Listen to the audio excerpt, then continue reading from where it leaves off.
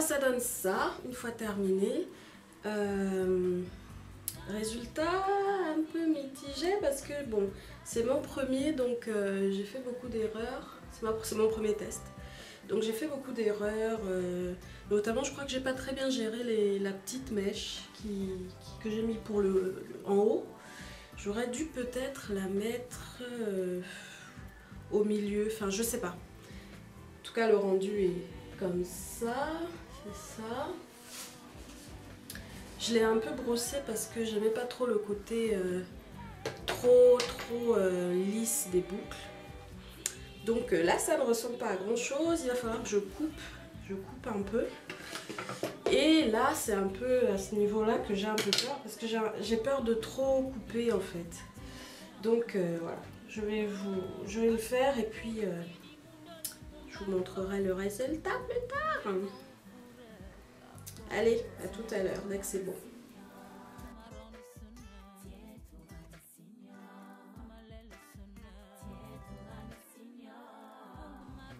Donc me revoilà avec la mèche coupée.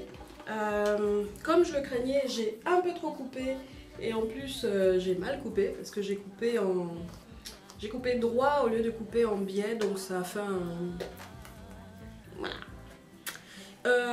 Donc ça donne ça, je vais vous montrer quand même ce que ça donne. Je sais pas ce que ça donne derrière, donc je découvrirai en regardant la vidéo.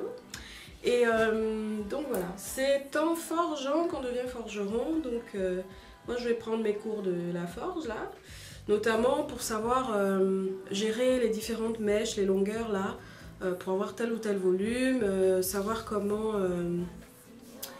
quel espace laisser entre chaque ligne, comment faire la fermeture là en haut, enfin voilà, toutes ces choses là que je n'ai pas parce que c'est un peu la première fois que je pose un tissage, que ce soit sur une tête vivante ou sur une tête à coiffer.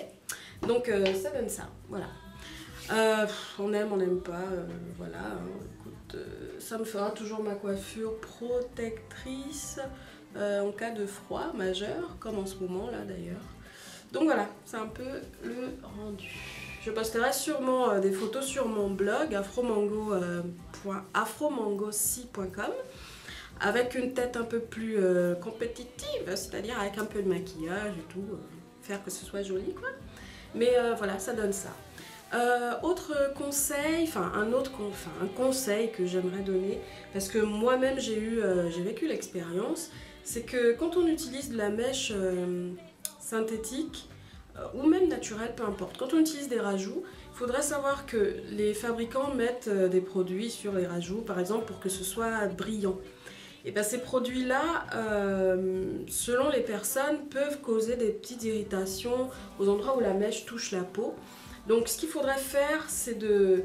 avant d'utiliser votre mèche, que ce soit pour des tresses ou des lissages, peu importe, prendre une eau un peu tiède, pas chaude évidemment, un peu tiède, mettre du shampoing dans l'eau et tremper le tissage ou la mèche dedans, juste shampouiner vite fait mais vraiment doucement la mèche pour essayer d'enlever au maximum ces produits-là. Sinon vous aurez des boutons, vous aurez des irritations, enfin bref. Donc voilà, ça donne ça. Je posterai les photos, comme je vous ai dit, compétitives sur le blog. Et je vous dis donc au revoir.